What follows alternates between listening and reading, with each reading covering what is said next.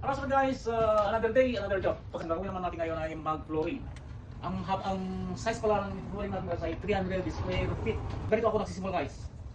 Ganito ay meron pa yung existing na hardwood. Gusto ko straight yung tiles natin, yung gap in between yung new floor at saka yung existing na floor. So, ganito ginawa ko guys, nakita nyo guys, nilay ko yung mga tiles. Nilagyan ko rin yung spacer. So, kabilaan guys, para perfect yung gap ng existing at saka yung new tiles natin. So tulad na sinabi ko guys, temporary lang ito. So ayusin ulit natin. Pag-guide lang natin ito guys para diretso yung line natin. At saka pinagyan ko lang nabiyang guys ng line na straight. Kailangan madiretso mo yung isang line para sigurado 100% na diretso yung tiles natin. Hindi ko pa pala napakita guys, bago kayo mag-floor, maglagay kayo ng wire mesh.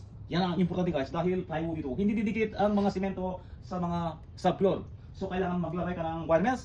I-staple mo muna. Ang itsura ng wire mesh guys ay ganito. Makikita nyo may mga diamond siya para doon kakapit ang simento natin. I-staple mo muna. Ilay mo yung mga wire mesh, i-staple mo. Pagkatapos i-staple guys ay gagamitan mo ng rough nail. Ito guys kasi ay medyo malalapad ang ulo, kaya pagpako mo ay sasabit yung mga wire mesh mo. Siya ang hawak sa wire mesh.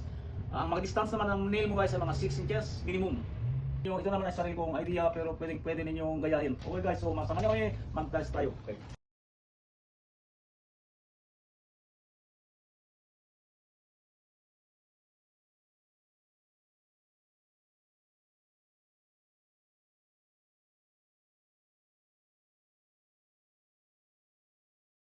So guys, nasimulan na natin mag-tiles. So ganito lang, maglagay. Basta mayroon lang tayong line ay madali nang masundan. At saka ang ginagawa ko dito guys ay subway style. So makita nyo guys sa lisis yan. Yan. So ganyan lang guys, kadali sana may natutunan kayo guys at nakadagdag sa inyong kalaman. Thank you guys for watching.